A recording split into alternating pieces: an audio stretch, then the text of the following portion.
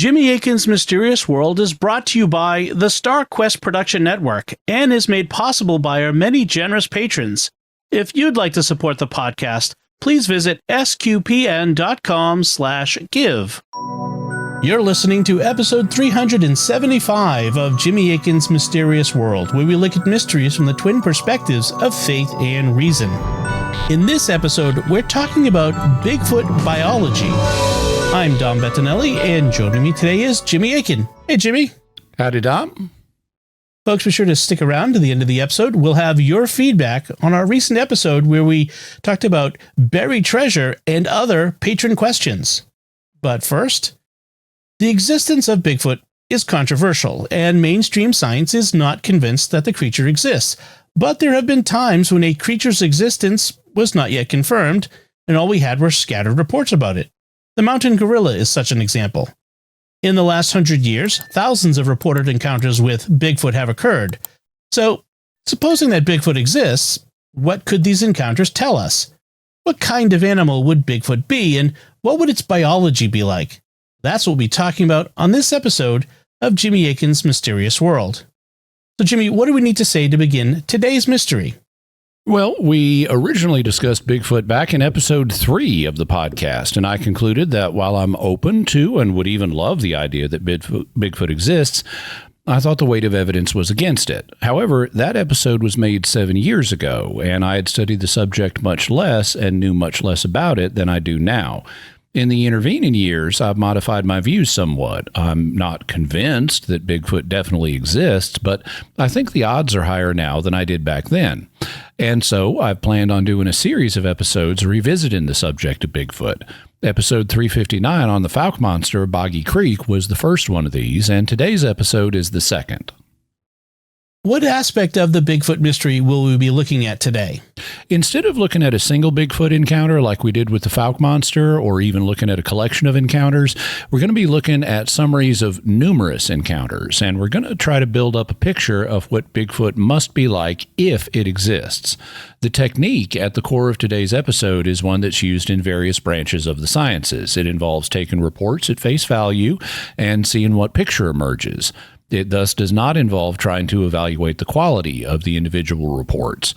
In using this technique, it is acknowledged that many of the reports may not be accurate, they may involve misunderstandings, they may involve misperceptions, and they may even involve hoaxes. And all of this adds statistical noise to the results. But if there is a core phenomenon at the base of the reports, then this kind of study will approximate what that core phenomenon is like. So you can gain an approximate sketch of the core phenomenon by this kind of approach, and it's then left up to future research, when more is known, to refine the picture and peel away the statistical noise created by the bad reports. Are there other benefits to using this approach? It's also useful because it can be used to detect problems in the data, because there are statistical patterns that are known to show up in data repeatedly. And if we see things that violate these patterns, it's a sign that something's wrong. Forensic accountants use this all the time to detect bookkeeping fraud. To give a simplified example, if you're looking at the deposits people are making in a bank, you'd expect many of the deposits to be smaller and the larger deposits to be less common. But suppose that there is a reporting threshold, I don't know, say $10,000 or something, and any deposits of that amount or more have to be reported to the government. Well, if forensic accountants come in and take a look at the bank's books and they see that there is a bump in the number of deposits just under the reporting threshold and a corresponding depression in the number of deposits just over the threshold, then that looks like people are making deposits just under the reporting threshold because they don't want those deposits reported to the government, which can be a sign that money laundering or something is involved. So just by looking at the statistics, you can detect things about whether something fishy is going on. If that's a way to detect problems with the data by looking at statistical patterns, are there also ways to detect when the data is more credible? Yes, there's also the flip side of that. One of the most common curves in statistics is what's known as the normal distribution. It's also called a bell curve because it's shaped like a bell. But it's more commonly called a normal distribution because of how many classes of data normally look this way. So if you plot a bunch of data you got and it looks like a normal distribution, that's a sign that the data may be good. You may also see variance of this. For example, in the human species, men are taller on average than women are. So if you were to plot the height of humans without distinguishing between the two sexes, you may see a normal distribution that has two peaks. This is called a bimodal distribution. This can also be understood as two normal distributions superimposed on each other. One of them represents the bell curve for the heights of women, and the other represents the corresponding curve for the heights of men. When you combine them into one curve, it has two peaks. So these are known patterns in data distribution that scientists expect to see, at least approximately. In the video version of the podcast, I've shown some oversimplified, idealized representations. The actual data would be messier than this. But if you see these known statistical phenomena, it's a sign that you can have more confidence in the data. On the other hand, if you see unexpected patterns, like in the bank fraud example, it's a sign that something fishy is going on. Are we going to be looking at a lot of statistics about Bigfoot today? Actually, no. There have been statistical studies of Bigfoot done, and we will look briefly at some of this material, but I want to keep today's episode simple. So instead, we're going to be looking at summaries of data rather than the statistical nuts and bolts. And this leads us to the first resource I'd recommend to listeners who'd like to get a simple overview of the Bigfoot data. It's a book by a researcher named Ken Gerhard, and it's titled The Essential Guide to Bigfoot. Ken Gerhard spoke at the Oklahoma Bigfoot Symposium I went to earlier this year, and I found him to be a quite reasonable and thoughtful guy. Certainly compared to some in the Bigfoot world, he displayed praiseworthy caution and skepticism. I thus got his book, and I was very pleased with it. It's also a nice, concise summary. It covers multiple aspects of Bigfoot, including the history of the reports, accounts of Bigfoot encounters, accounts of possibly related creatures, and other things. Chapter 1 of the book is devoted to summarizing the apparent biology of Bigfoot, and so we'll be using it as a principal source today. If you'd like a more detailed work, I can also recommend another book.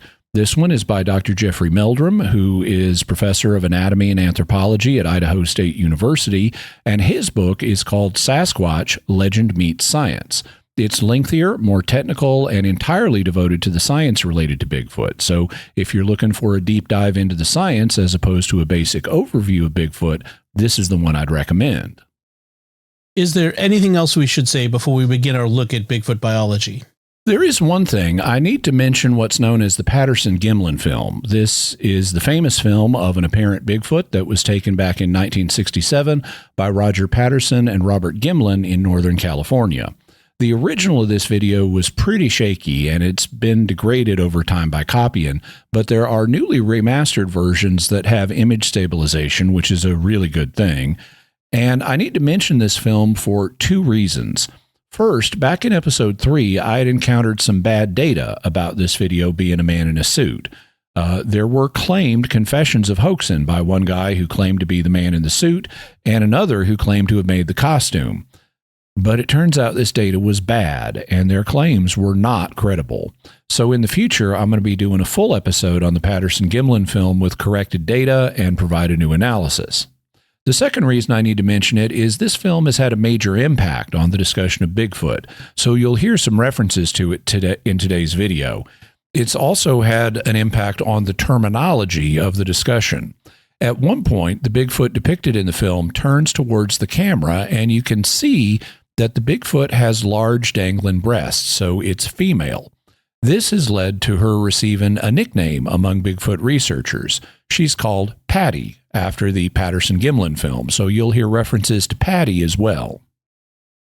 Before we get into the details of Bigfoot biology, it would be good to start with an overall summary. What would a basic description of Bigfoot be? Ken Gerhard provides a nice one in the Essential Guide to Bigfoot, so we'll quote him.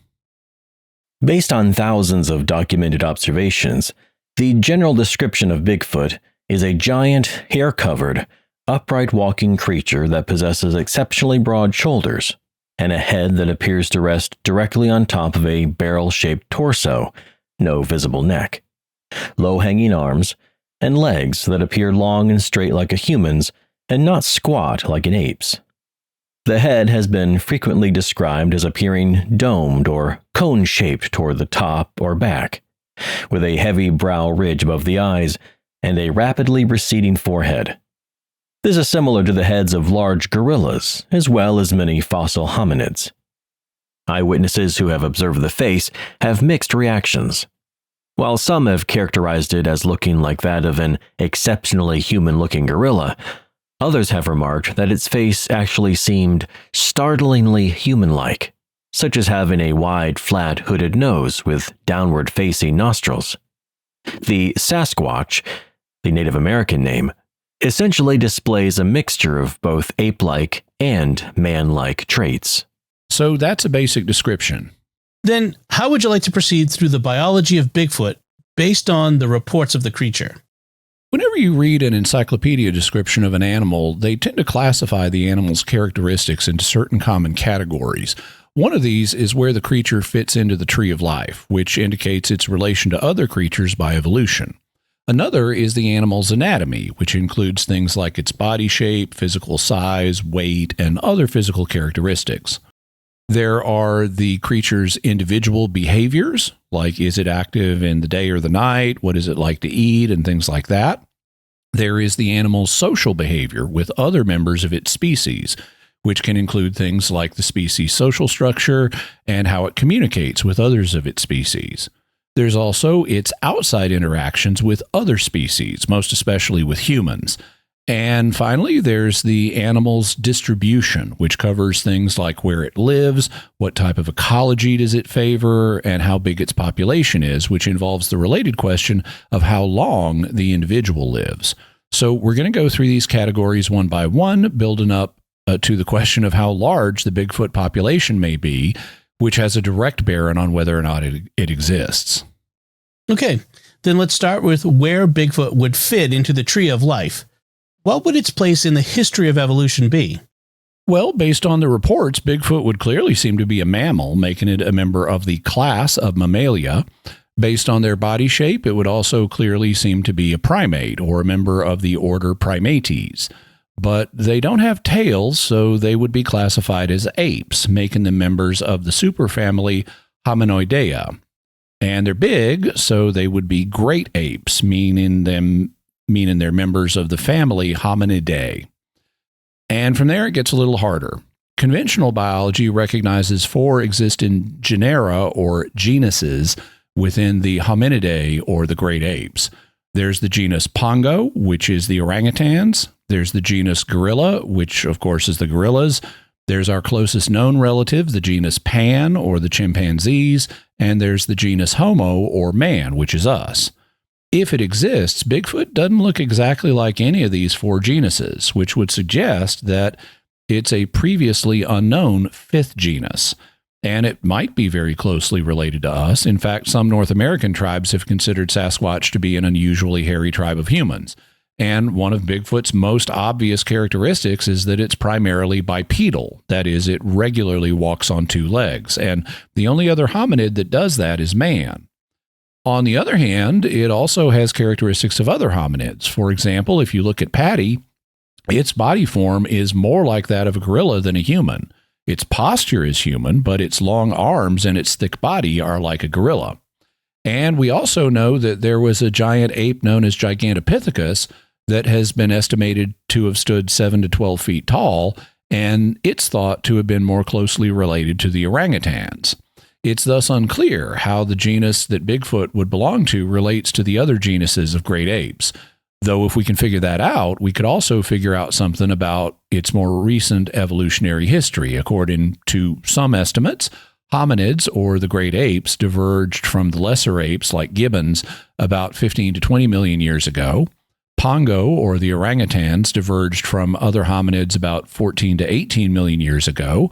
Gorilla broke off about 10 million years ago, and Pan, or the chimpanzees, diverged from Homo between 8 and 4 million years ago. And all of the human ancestors and relatives you've heard about, like the Neanderthals and the Denisovans, were more recent than that. So if we knew how Bigfoot was related to the other hominids, we could also get a reasonable estimate of how long ago it may have branched off. Then let's talk about the anatomy of Bigfoot. one of its most famous characteristics is how tall it is. What do the reports say about that? Well, there's a range of estimates. It's generally agreed that adult Bigfoots are taller than humans. Juvenile Bigfoots, of course, might be shorter than humans. If we look at Patty, Roger Patterson estimated that she was 7 foot 4 inches or 2.25 meters tall. More recent estimates based on the film footage have suggested that she was 7 foot 3 inches tall. However, some have estimated that she was shorter than that, just 6 foot 5 inches or 6 foot 6 inches tall. If she was over 7 foot tall, Ken Gerhard makes an interesting argument and says, We must keep in mind that Patty was somewhat stooped forward as she walked, which could account for some of the disagreement. In my mind, the significance of a potential height of 7 foot 3 inches would be that it virtually rules out any possibility of a hoax involving a man wearing a costume.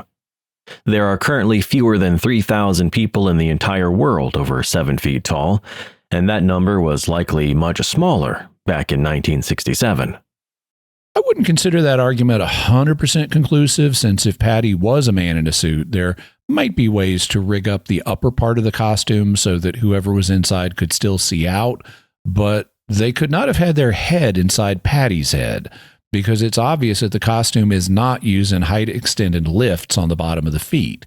But if that's the case, then the actor's head would need to be inside the costume's shoulder area, which would create problems for the way the arms are swinging. So while I can't 100% eliminate the possibility of an actor if Patty is over 7 feet tall, it does make it much more difficult to argue for there to be a man in a suit, and I think Gerhard's argument has merit.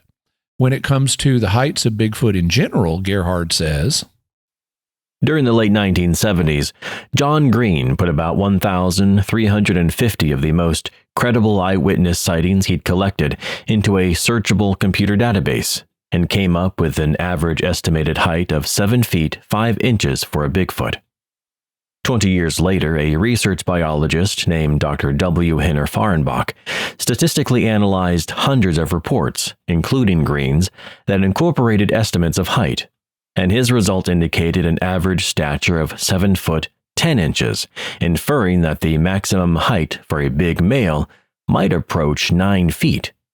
I acknowledge this is a possibility. However, I'm personally skeptical of claims of Bigfoot standing over 10 feet tall, and quite honestly, those accounts are fairly uncommon anyway. Gerhard also observes that humans tend to overestimate things they're not familiar with, particularly when they're in emotionally charged situations. So Bigfoot may not be quite as tall as often estimated, or at least some of the highest estimates may be wrong.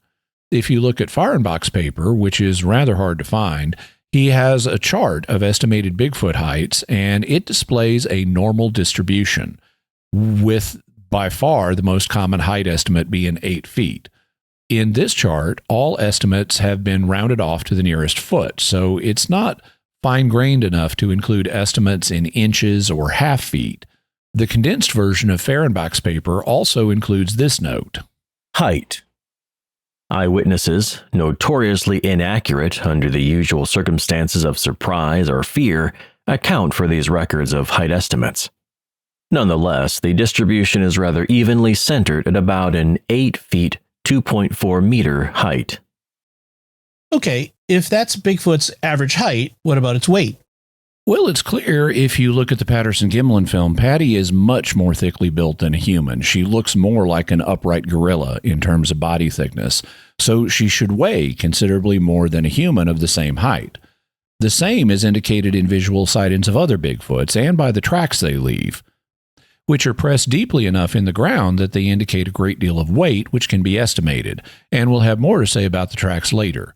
But on the general issue of weight, Gerhard writes, Based on numerous eyewitness estimates of height and relative girth, scientists Grover Krantz and W. Henner Fahrenbach independently calculated that Bigfoot weights could range anywhere from 500 pounds or 225 kilograms for an average-sized female individual to upwards of 800 pounds or 360 kilograms, or even half a ton or 450 kilograms for a theoretical 9-foot male.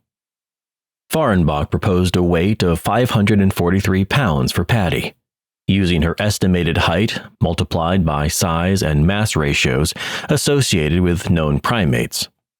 Large gorillas, for example, can easily weigh almost 500 pounds, a comparable body mass.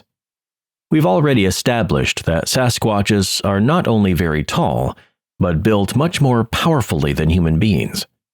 Furthermore, 500 to 1,000 pounds seem reasonable when you consider that those weights are within the range of North American bears, highly active animals that are able to satisfy their lofty caloric requirements in the same regions that Bigfoot inhabits. In Fahrenbach's paper, he proposes that the best way to estimate Bigfoot's weight is by using their chest circumference, since there's a well-established correlation between chest circumference in primates and how much they weigh. He provides a graph showing how this applies to different primates, and the condensed version of the article includes this note. Weight. Estimates of weight are highly inaccurate, ranging in the case of the Patterson and Gimlin Sasquatch through almost a full order of magnitude, 280 to 1,957 pounds, or 127 to 887 kilograms. There exists, however, in primates a tight relationship between chest circumference and body weight, ranging from tiny arboreal primates to gorillas. The gorilla data points represent the weight of individuals, both wild and zoo-held, whereas data for other primates are averaged. The chest circumference of the Patterson Sasquatch can be derived by geometric means from a picture that includes the full 14.5-inch, 36.8 centimeter foot sole as a yardstick, and amounts to 60 inches, or 152.4 centimeters. That figure entered into the graph yields a weight of 542 pounds, or 245.5 kilograms. Just like gorillas, Sasquatch come in all ranges, from skinny to rotund. In the full version of the paper, Fahrenbach also includes a table he constructed that would let you estimate the weight of a Bigfoot based on its foot length, height, or chest circumference. In an accompanying note, it says that the mean or average foot length would be 15.6 inches or 40 centimeters long, and that corresponds to an average weight of 658 pounds or 299 kilograms. In addition to being tall and thickly built, Bigfoot is also reported to be covered with hair. What should we know about the reports of what its hair is like? Well, the hair is said to cover most of its body, though there are a few exceptions. There are also color variations among Bigfoots, though each Bigfoot usually tends to be a solid color, though there is one exception we'll mention later. They're apparently not like dogs, cats, horses, or cows, where many individuals have patches of different colors. Gerhard writes, Witnesses almost always state that, apart from the upper part of the face, palms of the hand, and soles of the feet, the majority of Bigfoot's body is covered by a uniform covering of hair from 1 to 4 inches long. Independent analysis of hundreds of reports by both John Green and W. Henner Fahrenbach revealed that about 55% to 60% of Bigfoot observers describe the hair color as appearing black or very dark, with around 30% mentioning various shades of brown, often with a reddish tint. Only 15% of eyewitnesses mentioned a lighter coloration, gray, blonde, or even, rarely, white. Additionally, Fahrenbach undertook a lengthy microscopic Sasquatch hair study and concluded that there was a reddish tinge to each of the dozen or so hairs collected by various people that he ultimately deemed to be authentic. The hairs all lacked the innermost structure known as the medulla and did not display any sign of either color banding or tapering ends. It's worth noting that primates, including humans and other apes, can display wide variation with regard to hair color, as well as natural changes in pigment as individuals age. Some eyewitnesses have mentioned that Bigfoot's head hair appears to be noticeably longer than its body hair. I personally view longer head hair as a derived, biologically modern characteristic, implying that these creatures may be closer to humans than apes in some respects. So more than half of Bigfoots are reported to be black or very dark. About a third are reported to be brown, often reddish brown, and the remainder are lighter colors like blonde, gray, or white. One would suspect that the gray and white Bigfoots are older and that their hair is subject to the same depigmentation that human hair is with age. I find it interesting that Fahrenbach did not find any evidence of the medulla in the hairs that he thought might be authentic. The medulla is the innermost part of a shaft of hair, and not all mammals have the medulla. In particular, not all primates do. Some of them do, some of them don't. In fact, some humans don't have the medulla. These people tend to be blonde and to have very fine hair. But there are also animals that lack the medulla that have black hair. So most Bigfoots being black but lacking the medulla is quite possible. Aside from noting its overall size, weight, and body covering, one of the first things humans notice about an animal is its head, because you can get a lot of information about an animal and its intentions by looking at its head, such as where is the animal looking and does it look like it's about to bite you? What have people noticed about Bigfoot's head? Well, this is challenging for reasons Gerhard explains. There just isn't enough data available to say definitively what a Sasquatch's face looks like, and this may be highly subjective anyway. Most observations are distant, fleeting, and often at night or in poor lighting. Witnesses are understandably in a highly charged emotional state, not to mention that Bigfoot frequently seems to be moving away from and not toward humans. Though there are accounts of Sasquatches peeking in windows or out from behind trees. The general consensus is that the face looks both ape-like and man-like at the same time. One of the things that was noted in the Patterson Gimlin film is that Patty has what looks like a rather peaked head. This could suggest that she has what's known as a sagittal crest. A sagittal crest is a bony structure that runs along the top of the skull. Humans don't have them, but many animals do, including male gorillas. The purpose of the sagittal crest is to anchor muscles that are used in chewing, so creatures that have a need for a powerful bite tend to have sagittal crests. In the case of gorillas, they need powerful bites to chew things like bamboo and plant stems and roots, since gorillas are primarily herbivores. That has led some to speculate that Patty would be an herbivore. We'll have more to say about Bigfoot's diet later, but I'd note that this is a faulty inference because lots of animals have sagittal crests and they are not all herbivores.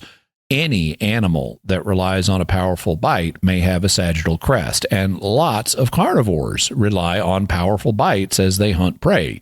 Thus, dogs, cats, and lions have sagittal crests, so the presence of a sagittal crest does not determine diet. It's also debated whether Patty actually has a sagittal crest, whether something else is affecting the shape of her skull, or whether it's just an effect of the hair on her head. However, there are some commonly agreed upon features with Bigfoot heads.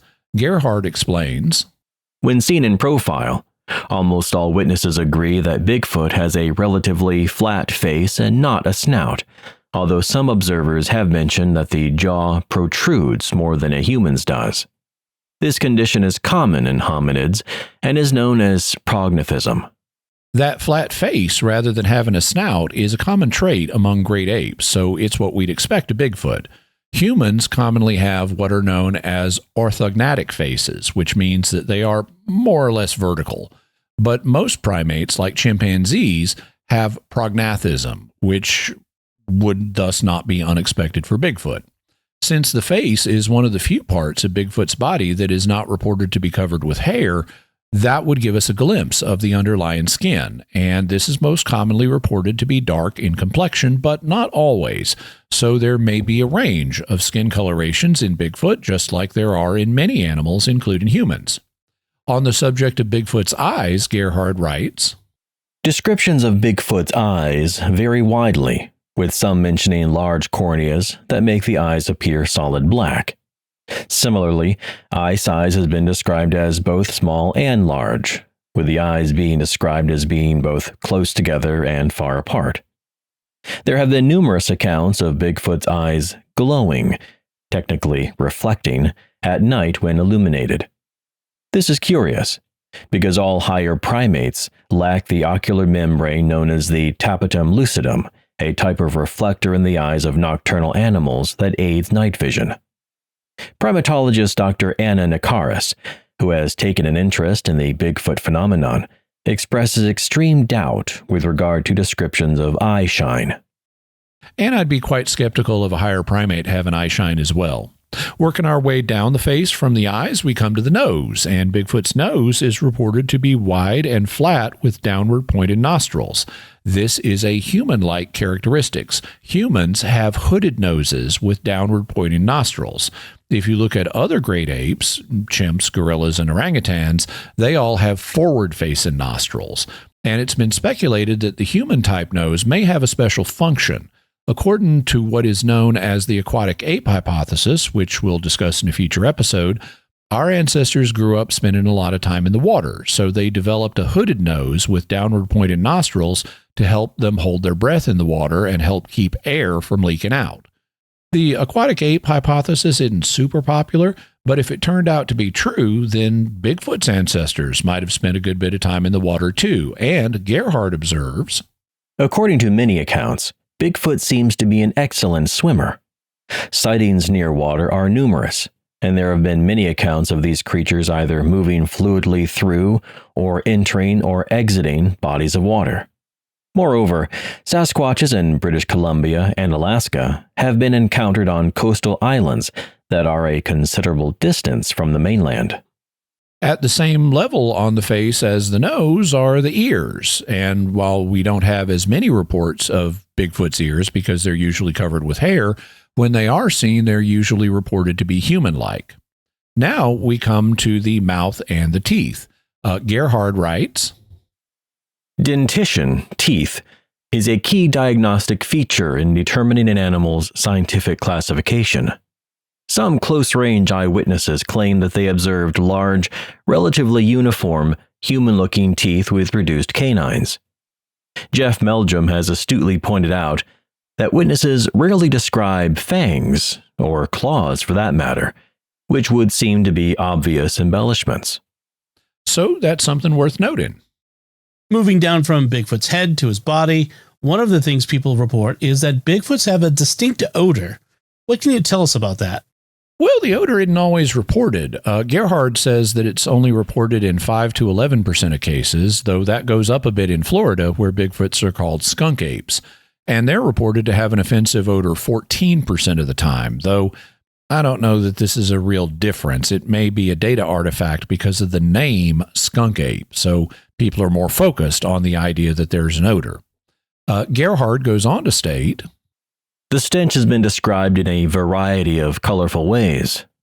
Rancid, putrid, like a dead animal, rotten eggs, garbage, feces, sulfur, ammonia, wet dog, or any combination thereof. A trip to the gorilla exhibit at the local zoo will affirm that primates can give off a pretty pungent odor. A 2014 study found that silverback gorillas are capable of switching their strong body odor on and off instantly by activating what are known as apocrine glands in their armpits. There could be other factors involved with smelly Sasquatches as well, such as poor hygiene, damp environment, and the scavenging of carrion or garbage. I'm aware of one account where a Bigfoot investigator allegedly encountered the stench and shortly thereafter became so violently ill that his companions had to take him to the hospital. It's possible that, like certain mammals, when they are frightened, these creatures use their axillary or armpit-based scent glands as a sort of defense mechanism. So that deals with the body odor that people report for Bigfoot, but we still have to consider their most famous feature of all, their big feet. And before we get to the feet, we'd like to stop now and take a moment to thank our patrons who make this show possible, including Linka B, Peter M, Captain N, James B, and David B. Their generous donations at sqpn.com/give make it possible for us to continue Jimmy Akin's Mysterious World and all the shows at StarQuest, because more than 90% of our financial support comes from individual donors like you. And you can join them by visiting sqpn.com/give. Jimmy Akin's Mysterious World is also brought to you by DeliverContacts.com, offering top brand contact lenses at always low prices with free delivery. Visit DeliverContacts.com. And by The Grady Group, a Catholic company bringing financial clarity to their clients across the United States, using safe money options to produce reasonable rates of return for their clients. Learn more at GradyGroupInc.com. Let's now go to the bottom of Bigfoot's body and talk about the feature that they're named for, their feet. What can we say here? Aren't Bigfoot tracks easy to fake? Well, here we come to what's both the most common form of physical evidence for Bigfoot's existence and something that people tend to interpret in terms of hoaxes. Even when people don't see Bigfoot, they may find tracks, but there are also hoaxers who make big wooden feet and go traipsing around outdoors to hoax others. However, there are several reasons why we should not automatically write off all the Bigfoot tracks as hoaxes or misperception of other animal tracks. In the first place, footprints made by wooden boards are often easy to spot and distinguish from the real thing. The boards are not flexible and will not adapt to the ground they're used on, whereas an actual foot is flexible and will bend and adapt to the surface under it. This gives us a way to distinguish clearly fake ones from others. Also, the foot has a bunch of moving parts right at the front of it, that is, the toes.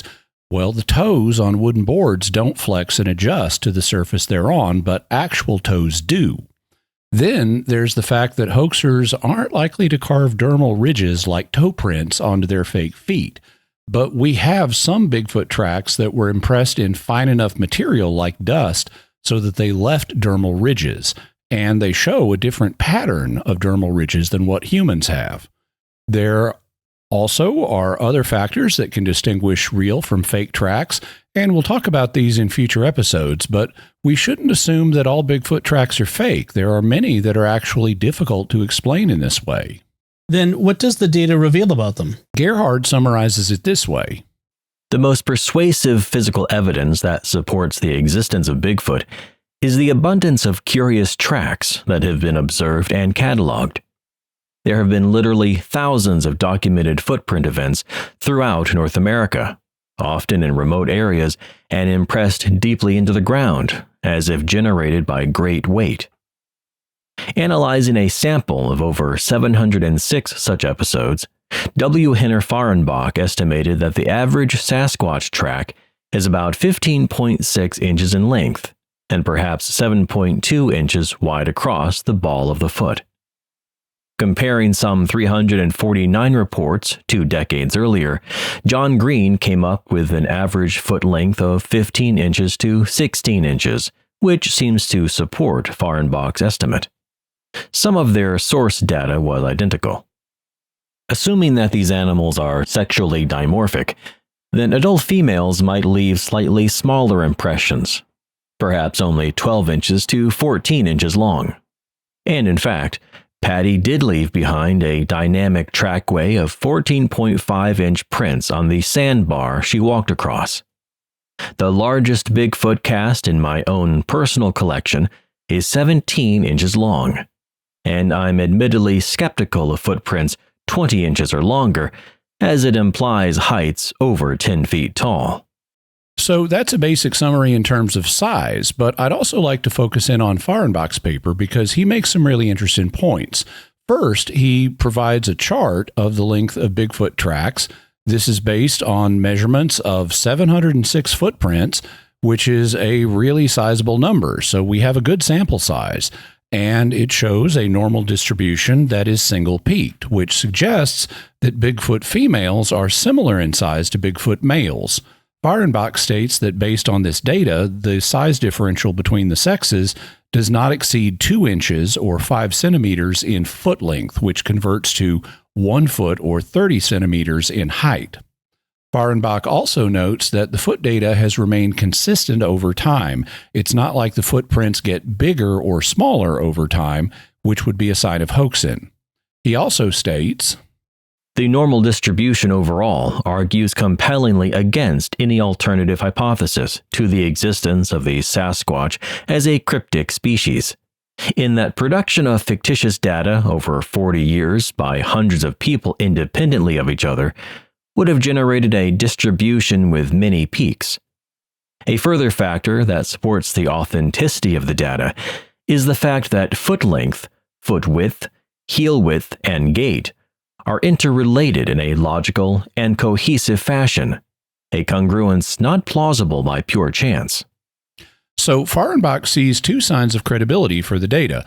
First, he says that if the data gathered over 40 years by hundreds of independent people were hoaxed, it would generate charts with many peaks. So the fact that we see a chart with a single peak in a normal distribution is a sign of authenticity. Second, he states that there is a set of consistent relationships between foot length and other factors. These factors include the measured width of the feet, the width of the heels, and the length of the gait or space between the footprints. These relationships would not be consistent if the tracks were being produced by hoaxers, so the fact they are consistent is a sign of authenticity. Let's take a look at this argument more closely. Can you give an example of how the length of a Sasquatch footprint is related to another factor in a way that gives it credibility? Yes, we'll take a look at what's known as the width index of the foot. This is the ratio between the width of the foot and how long it is. So what you do is you take the width of the foot as measured at the ball of the foot and divide it by the length of the foot, which gives you the width index. In humans, the width index is about 0.3, meaning that the foot is 30% as wide as it is long. But in Bigfoots, the width index is about 0.5, meaning that the foot is about half as wide as it is long. So the Bigfoot tracks aren't just enlarged human feet. They also have different proportions which are consistent, which is not impossible, but is at least a little difficult to explain if these are being generated by a bunch of independent hoaxers. What's more, there is also a known effect that the width index changes with the length of the foot. Typically, in humans, longer feet are a bit narrower than shorter feet, so the width index goes down a bit. The same thing happens in Bigfoots, but the rate of decline is different. Fahrenbach provides a scatter plot with 410 measurements of Bigfoot tracks and their width indices, and he's added a red line to indicate the trend. The average width index is about 0.5, though the shortest feet are close to 0.6 and the longest feet are around 0.45. For reference, Fahrenbach also includes a trend line for adult human feet, and it's markedly different than the Bigfoot trend line. Human feet get narrower faster as their length increases, so the downward slope of the human trend line is steeper. This is not what you would expect if human hoaxers were just enlarging their own feet to make Bigfoot tracks. You'd expect the angle of the slope to be the same, even if the values for the width indices were different. So this is also evidence of credibility for the Bigfoot tracks. I know there's more we could say about Bigfoot tracks, and we can cover that in future episodes. But let's move on to consider the individual behavior of Bigfoots based on the reports. What should we know here? Well, one characteristic that animals tend to have is when they're active during the 24 hours of the day. Humans are diurnal, meaning that we're most active during daylight, while raccoons are nocturnal, meaning they're most active at night. Crepuscular animals are active in twilight, either at dawn or dusk or both. Rabbits are an example of a crepuscular animal. And then there are cathemeral animals, which are active at irregular times of day or night. Lions are an example of a cathemeral animal. Well, based on the reports, it appears that Bigfoot is primarily nocturnal, which is one reason that we humans, being diurnal, don't come across them that often. We're active at different times of day. It's also harder to get pictures of them at night. One of the things that determines when a creature's active is when its food is available. For example, predators may be active at the same time as their prey. What do we know about Bigfoot's diet? Well, as we mentioned, some have proposed that Paddy's sagittal crest, if that's what it is, means that Bigfoots are herbivores, but this is a faulty inference since many carnivores also have sagittal crests. What the reports indicate is that Bigfoot is like us, an omnivore. Gerhard writes, If we look through the vast database of reports, we can find observations of Bigfoot eating pretty much everything, including wild berries, leaves, grasses and roots, nuts, mollusks, fish, insects, small animals, deer and elk, and even carrion on occasion. In the Texas bottomlands, I've seen evidence that Bigfoot eats turtles and freshwater oysters. And there are apparently many stories of them digging for clams on the beaches of the Pacific Northwest, or sometimes even stealing salmon out of fishing nets and storage barrels. An omnivorous diet makes perfect sense for a huge terrestrial hominid that inhabits the resource-rich forests of the Americas.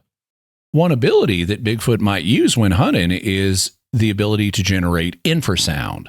Infrasound is sound too low to be heard by humans, but it can still have an effect on you, such as causing feelings of disorientation or fear. Gerhard writes, "There has been speculation that Bigfoot may be able to emit low, resonating frequencies that cycle lower than 20 hertz. Other large animals that utilize so-called infrasound as a form of communication include whales, elephants, hippos, rhinos, giraffes, and crocodiles. These types of sound waves can have a disruptive effect on smaller prey animals as well as humans. The theory is based on the fact that some eyewitnesses have claimed they felt uncontrollably disoriented when in the presence of these creatures. Additionally, numerous Bigfoot accounts mention that all of the ambient noise of the forest, insects, amphibians, birds, etc., goes deathly silent when these creatures are around, perhaps further evidence that infrasound is in play." And in his book Sasquatch, Jeff Meldrum writes, "Recent research has shown that tigers stun their prey with an infrasonic roar prior to pouncing.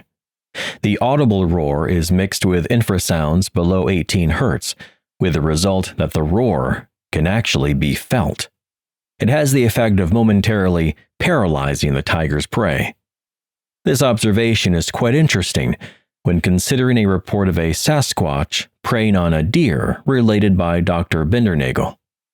A man standing on the edge of a meadow at dawn saw a deer burst out of the timber into the open. A terrific scream sounded in the woods behind the deer. The deer froze, and a huge bipedal creature appeared and grabbed the deer by the antlers. It picked it up and bit its neck, the deer offering no resistance. The creature stood for a moment, looking about and growling. It then grabbed the deer by the muzzle with one hand, threw it over its shoulder, and walked back into the woods." So Bigfoot might hunt using infrasound as a weapon. Of course, every creature needs to take in a certain number of calories per day to run its metabolism, and Bigfoot's size would actually give it an advantage here. There's a reason that Kodiaks and polar bears, the largest kinds of bears, live in the north where it's cold. The reason is that as you grow in size, your volume goes up faster than your surface area, and you lose heat based on your surface area rather than your volume. So for every extra pound of body weight you have, you need proportionally fewer calories to run it if you're large rather than small.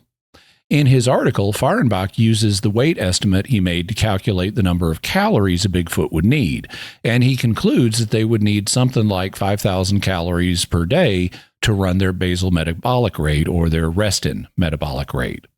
He also estimates how many pounds of food they'd need to eat. Herbivores need to eat more food per day than carnivores since meat is more calorie dense than plants. And Fahrenbach calculates that if Bigfoot were an herbivore, it would need to eat about 41 pounds or 19 kilograms of food per day. And if it were a carnivore, it would need to eat about 31 or 14 kilograms a day. But since Bigfoot is an omnivore, it would need to eat somewhere between those values. So let's say 36 pounds or 16 kilograms, which is not a huge amount if a typical Bigfoot weighs between 500 and 800 pounds. And bears, which weigh similar amounts, don't have trouble getting that much food per day. Incidentally, Bigfoot's nocturnality may help it out in this area because North American black bears are diurnal creatures who are active in the day, like us. So if Bigfoot's nocturnal, they would be active at a different time of day, and that would help cut down on competition and conflict between Bigfoots and black bears. Having looked at the behavior of individual Bigfoots, let's turn to their social behavior. What can we say here? Well, the diet an animal eats has an effect on the way it relates to other members of its species. Fahrenbach says, partial carnivory limits the species to low biomass density. In other words, numbers of animals per given area, and thereby reduces its social structure, if any, to small and sparse groups, in congruence with the rarity of grouped Sasquatch sightings or footprints. And this is consistent with what we find in the reports of sighting. Gerhard states, one of the most perplexing components of the Bigfoot mystery is that the vast majority of sightings, over 90%, and footprint events seem to involve solitary individuals. Observations of pairs, groups, or family units are uncommon. However, this does not mean that Bigfoots are completely solitary animals, just that they may not build the ginormous societies that humans do. Gerhard continues, yet one of the defining characteristics of all higher primates is that we are highly social animals, forming close bonds and relationships within families, tribes, troops, etc. So perhaps this type of deportment is reflective of what I refer to as an avoidance adaptation. Solitary nomadic behavior would be beneficial if these creatures were trying to reduce their chance of having any contact with humans. Using gorilla social hierarchy as a model, Grover Krantz theorized that Sasquatch family groups, consisting of a dominant alpha male and his harem of females, along with their assorted juveniles, might live in the most remote and inaccessible locations deep in the wilderness, and that sightings by humans mostly involve young, rogue males that are on the move, searching for an opportunity to challenge for a family group of their own. Lauren Coleman has told me that he also supports this proposed model. This, of course, gets us into the reproductive life of Bigfoots. What can we say here? Well, Bigfoots clearly have a sexual mode of reproduction, which almost all animals do. And we have sightings of both male and female Bigfoots, and sometimes even juvenile Bigfoots. But beyond the fact that they reproduce sexually, there's not a lot we can say, and not just because this is a family program. I think that Gerhard's proposal is interesting, that there are occasional, Bigfoot families with a male and several females, but that many male Bigfoots don't have families and so rove between the families looking for one they can take over. This would be consistent with the idea that males and females are born in approximately equal numbers, which is common in most mammalian species. And it would explain why most Bigfoot encounters are nevertheless with single individuals, not with families. Though it's also possible that, something like monogamy or pair bonding is more typical of Bigfoots, but when they detect humans, they split up, and one of them, probably the female, hides while the humans are around or while the humans are being investigated. If Bigfoots are social creatures at all, then they would need ways to communicate. In fact, almost all animals have ways to communicate with others of their species. Bigfoots would especially need such means if they're separated from other Bigfoots by distance. So what can we say about Bigfoot communication? Well, if Bigfoots can make infrasound, that would help, because infrasound travels really well. Jeff Meldrum writes, first recognized in whale communication, it was later demonstrated that land animals also employ infrasound in communications, and the list of species doing so continues to grow. Elephants, hippos, rhinos, alligators, giraffe, lions, tigers, okapi, and several birds. For example, elephants have a hearing range believed to start at 0.1 hertz.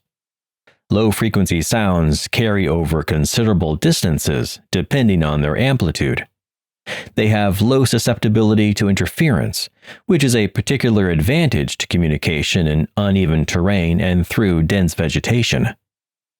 Infrasound communication functions best at night in clear, dry air, probably due to strong refraction by inversion-like thermal gradients. under ideal conditions, an elephant's infrasonic call may carry over 30 square kilometers. This permits coordinated movement of dispersed family groups within the African savanna. Such ability would clearly be advantageous in maintaining social contact for a relatively solitary, wide-ranging primate in North American forests. Of course, infrasound is outside the range of human hearing, but that doesn't mean that all of their vocalizations would be. Gerhard writes, A variety of vocalizations have been attributed to Bigfoot, including whistles, screams, howls, whoops, moans, snorts, and teeth clacking.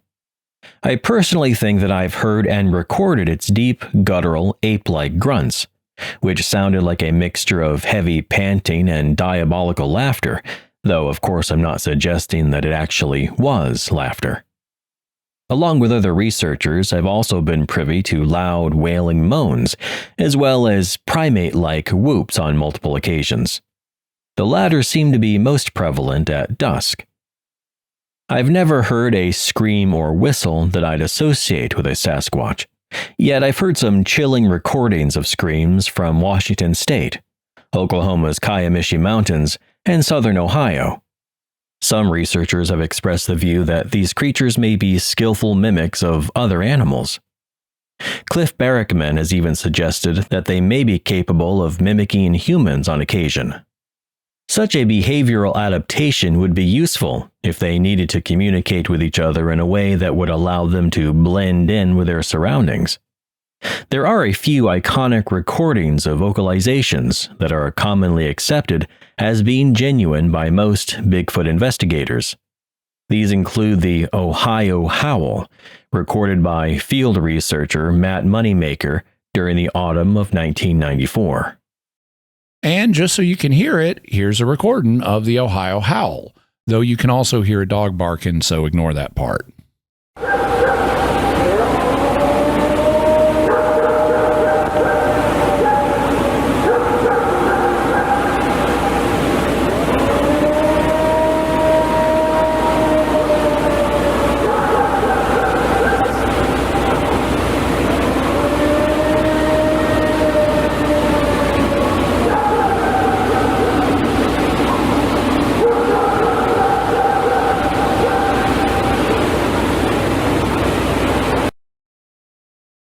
Gerhard also writes about another vocalization that's often accepted as genuine and says it is the so-called Sierra sounds, which were tape recorded in the remote mountains of California by investigators Al Berry and Ron Moorhead beginning on October 21, 1972.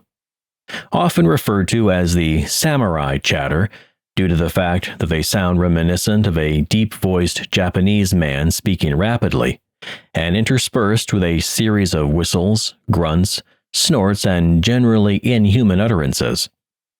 These recordings were scientifically analyzed by Dr. R. Lynn Curlin, a professor of electrical engineering at the University of Wyoming, who concluded that the sounds had not been artificially produced or manipulated. Now, the Sierra sounds go on for a bit, and you can hear the two, in some of them, you can hear the two humans who recorded them talking to each other in the foreground and trying to signal the Bigfoots by making similar noises to see if they'll respond. So I cut out those parts. But here's a clip of some of the samurai chatter of the Bigfoots or whatever in the distance.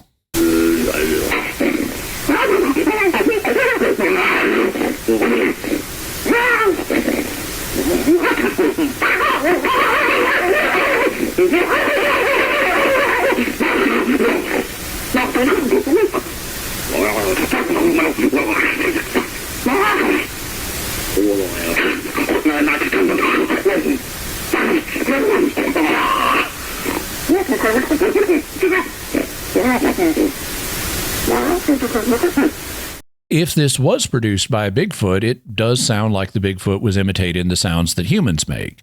Another form of communication that Bigfoots have been reported to engage in is known as tree knocking or wood knocking, which is thought to involve them hitting trees, maybe with branches or stones or something, to make sounds that will transmit long distances. And here's an example of that, which is also from the Sierra sounds.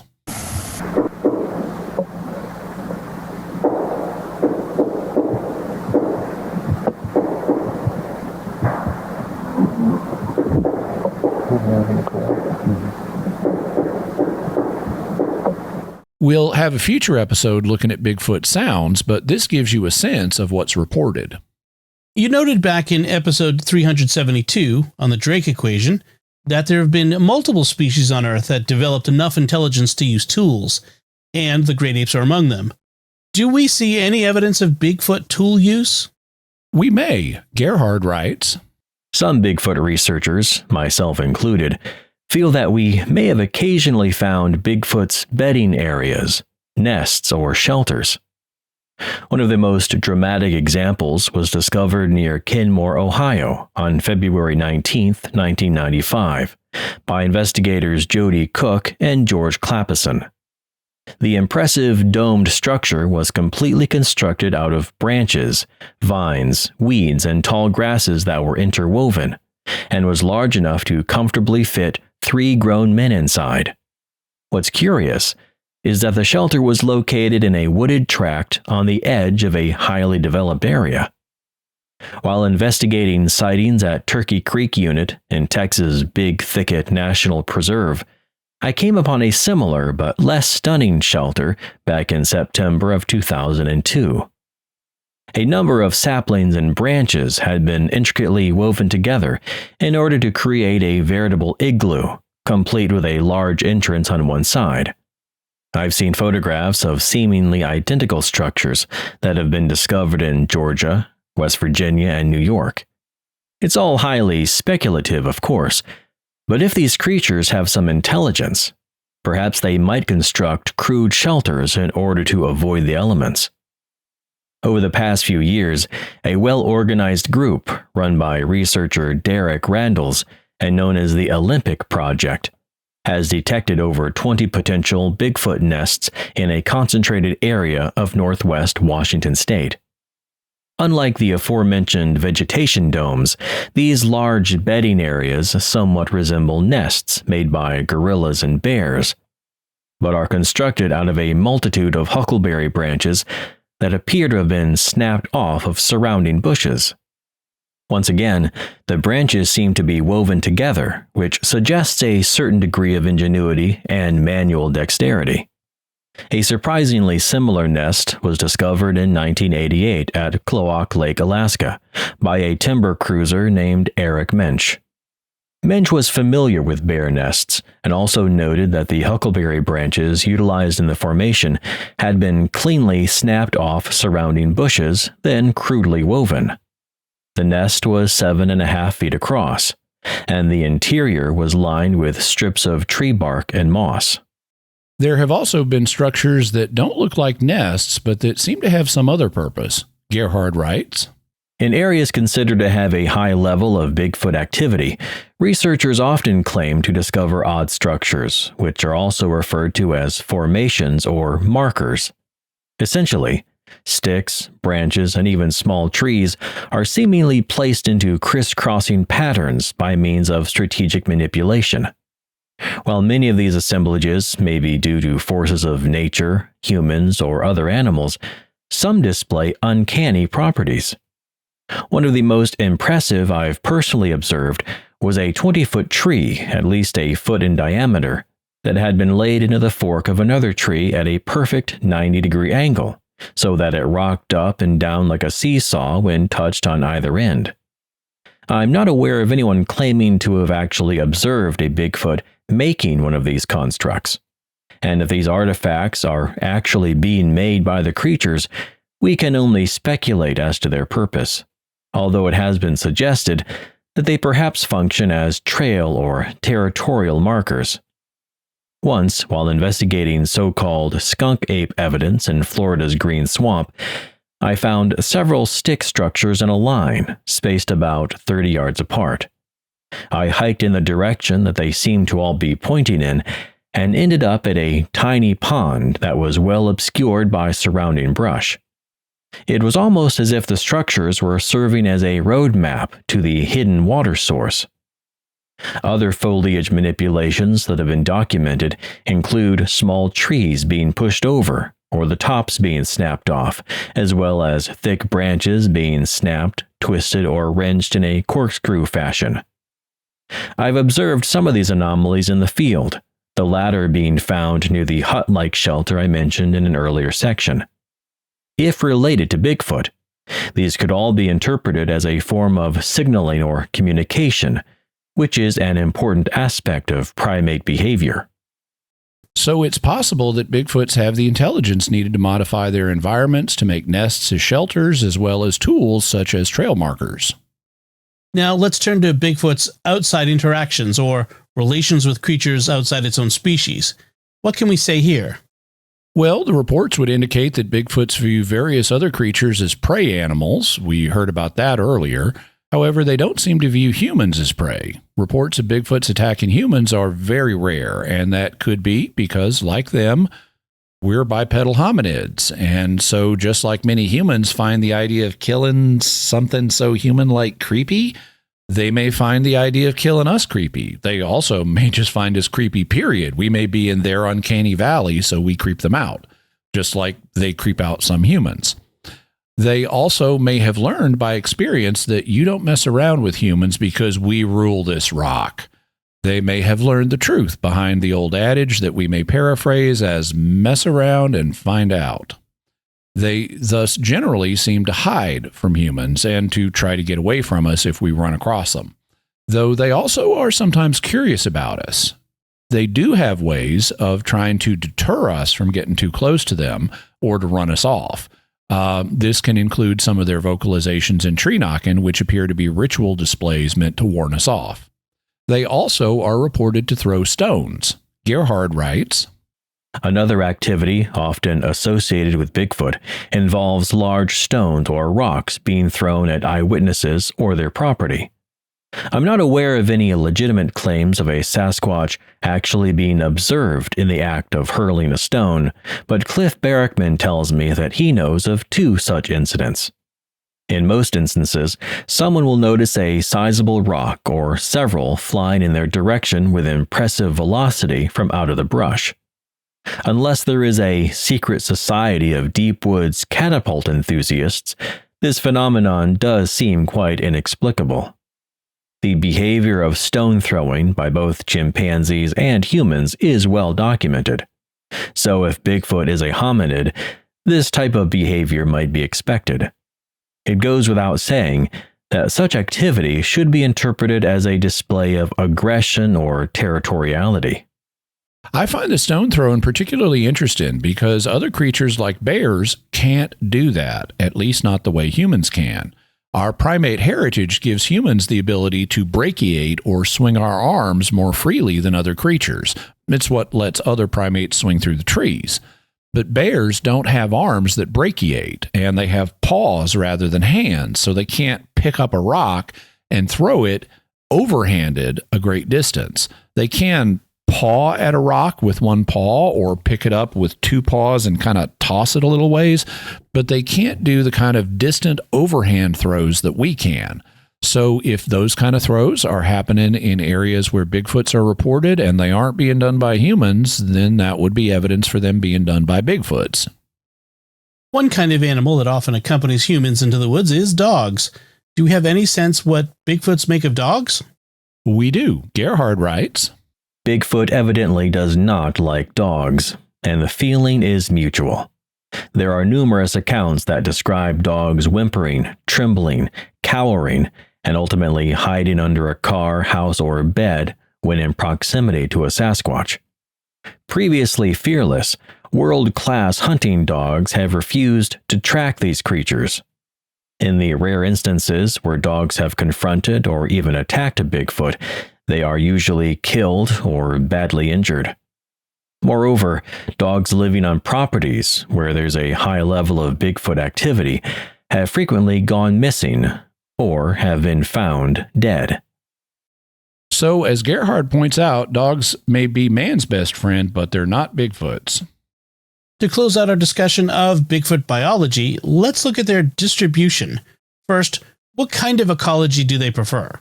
Basically, they seem to prefer wooded areas and particularly areas that are mountainous. So they prefer what are known as montane or mountainous woods. Also, since they avoid humans, they generally prefer places away from human settlements. They thus tend to be reported most often in mountainous woodland areas in the Pacific Northwest and to a lesser degree in the American Southeast, such as here in the Ozark and Ouachita Mountains in Arkansas. Do we have any idea how long Bigfoots live or what their life cycle is like?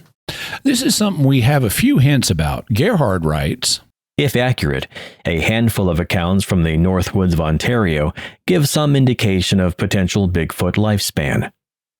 Beginning in September of 1906, workers east of the mining town of Cobalt began to describe sightings of an odd, upright figure, given the whimsical name Precambrian Shield Man, lurking just near the edge of the timberline. Then, in late July 1923, prospectors Lauren Wilson and J.A. McCauley spotted a large animal eating blueberries from a bush.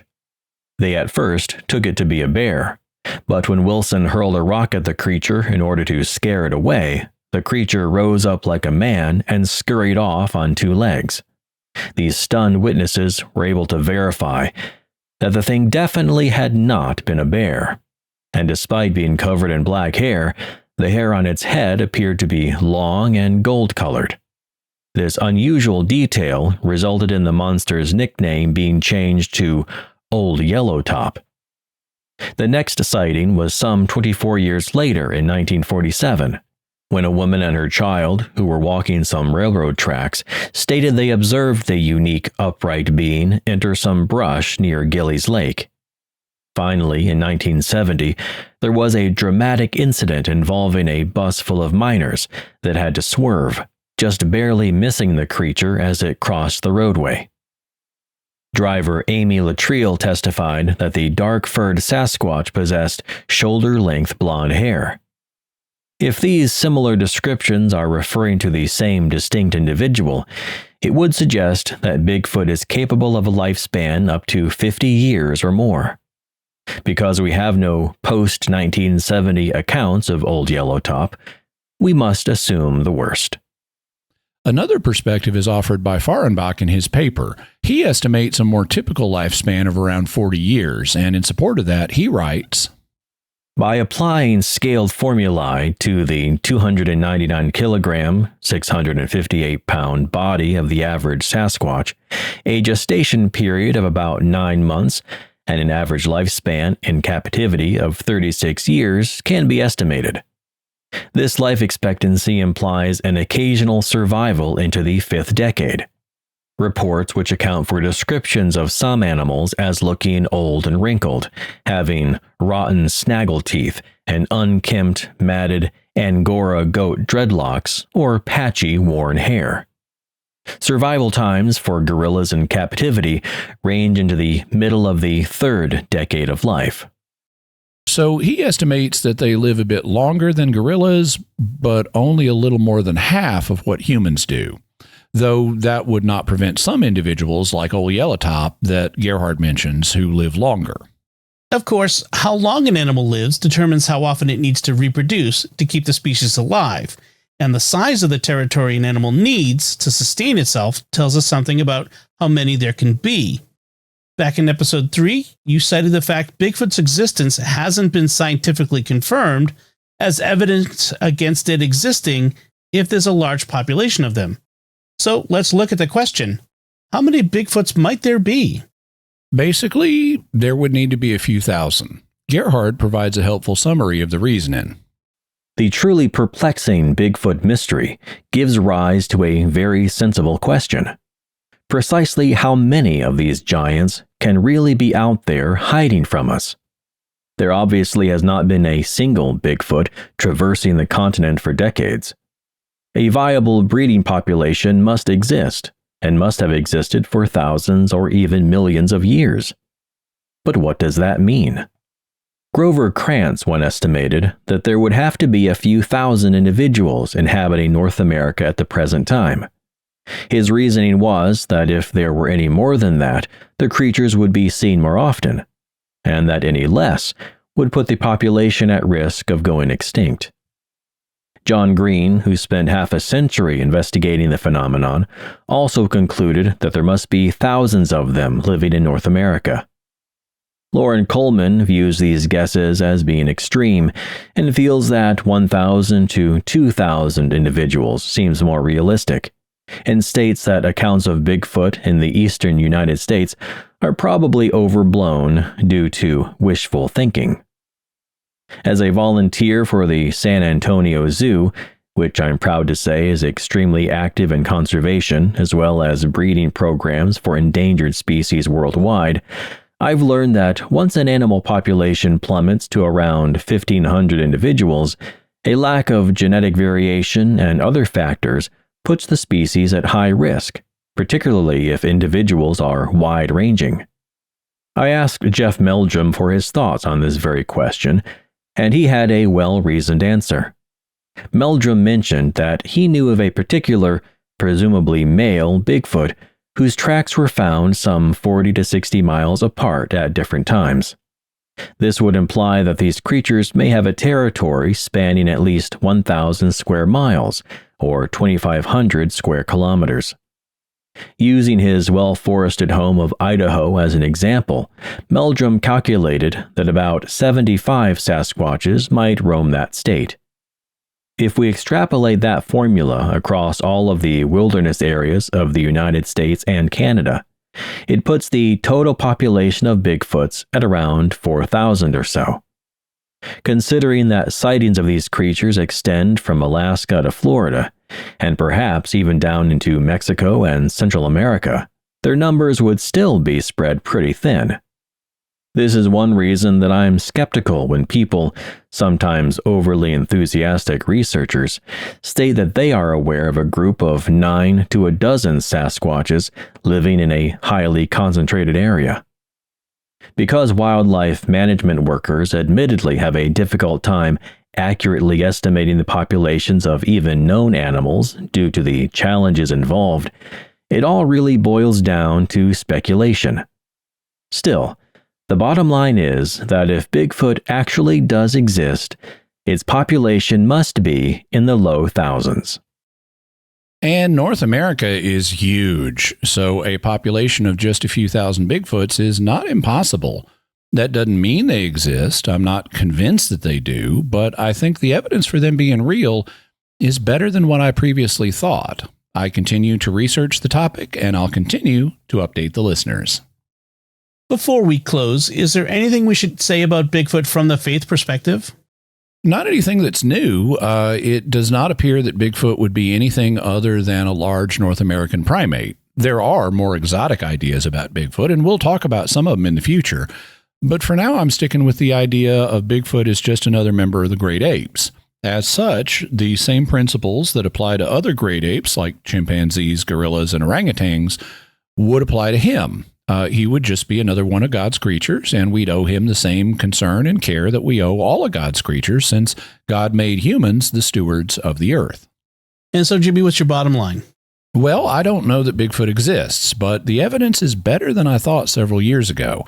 One aspect of this evidence is the biology of Bigfoot, to the extent that it can be inferred from the reports we have. This has led to actual scientific studies like the work of Fahrenbach and Meldrum.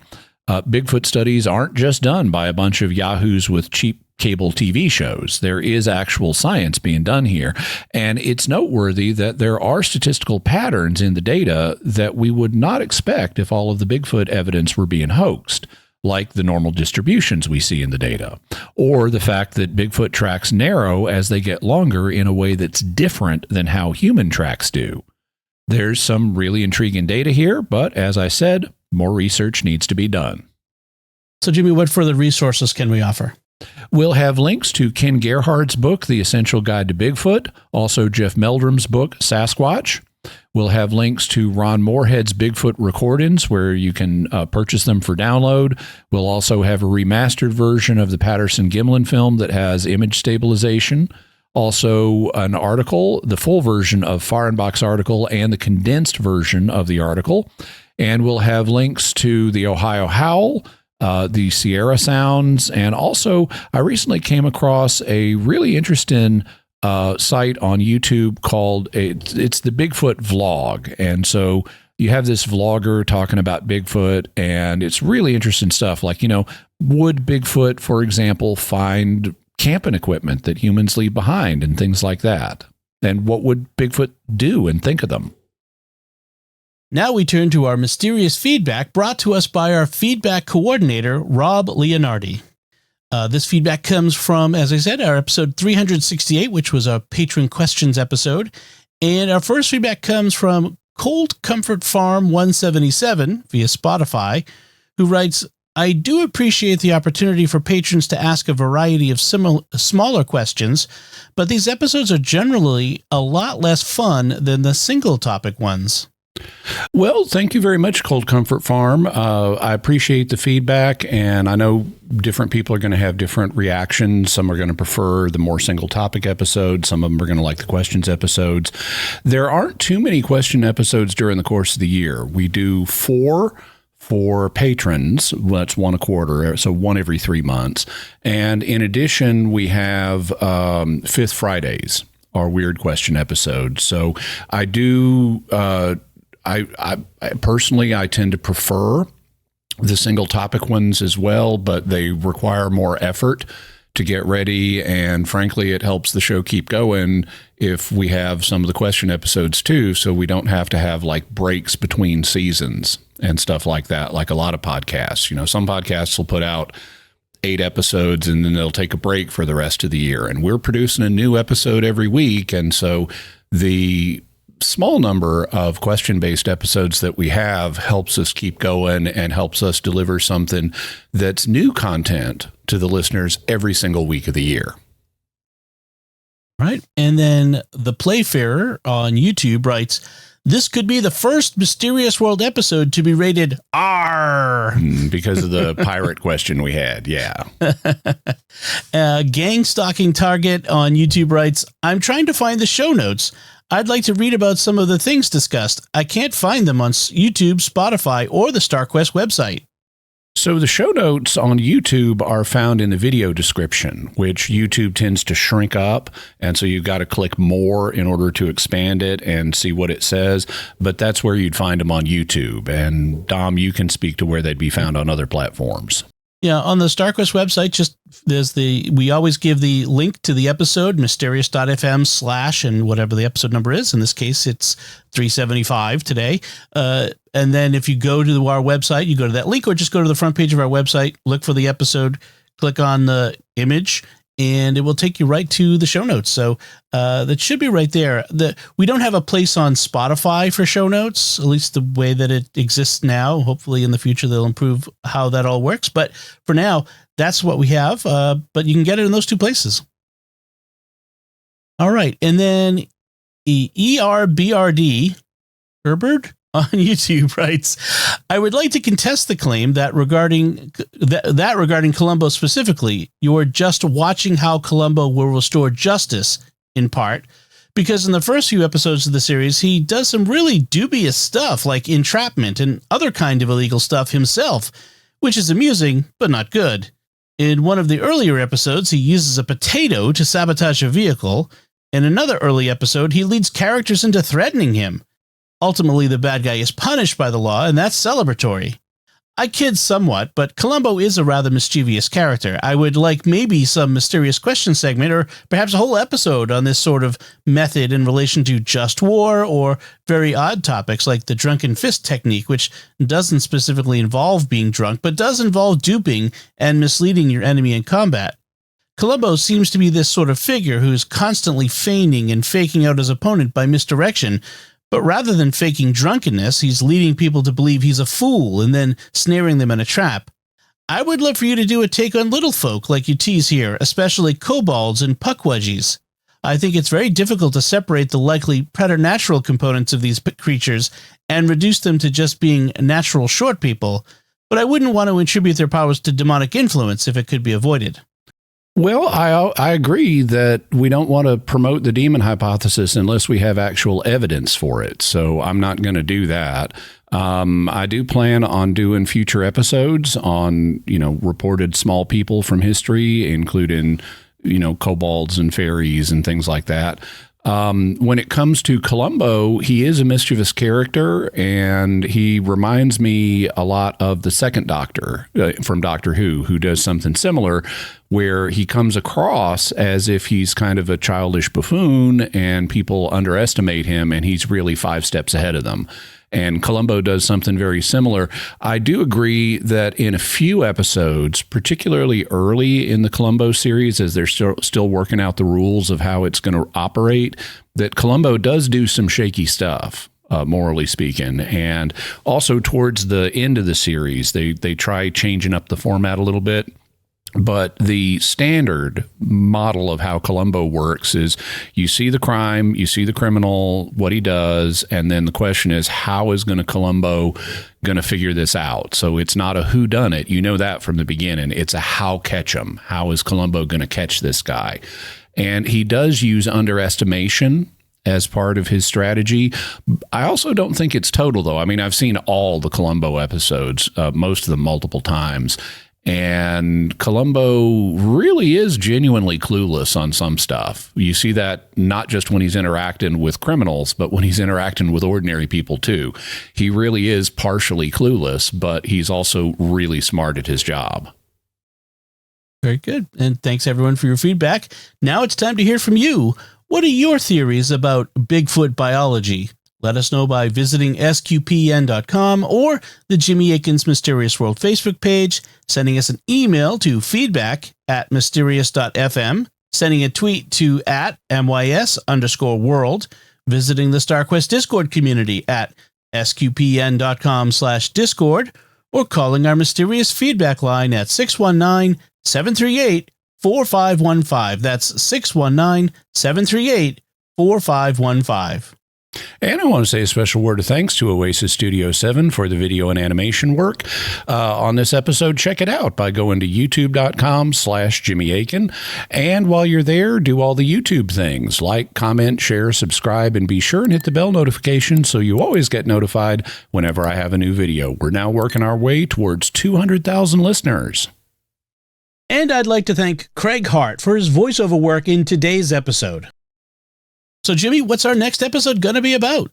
Next time, we're going to be looking at a paranormal investigation in Martinez, California. And the episode's titled The Hell House of Martinez, because this house had some really bizarre stuff going on, including fireballs appearing in the middle of the air, hence Hell House. So we're going to be talking with Lloyd Auerbach, who was the investigator on the case, and we're going to be telling you what was really going on in the Hell House of Martinez.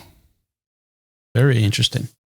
Be sure to check out the Mysterious World bookstore at mysteriousworldstore.com for links to all the books and videos that Jimmy mentions in the show. Get your very own Mysterious World t-shirt, mug, and more in our merchandise shop at sqpn.com/merch. You'll find links to Jimmy's resources from our discussion in our show notes at mysterious.fm/375. And remember, to help us continue to produce the podcast, please visit sqpn.com/give.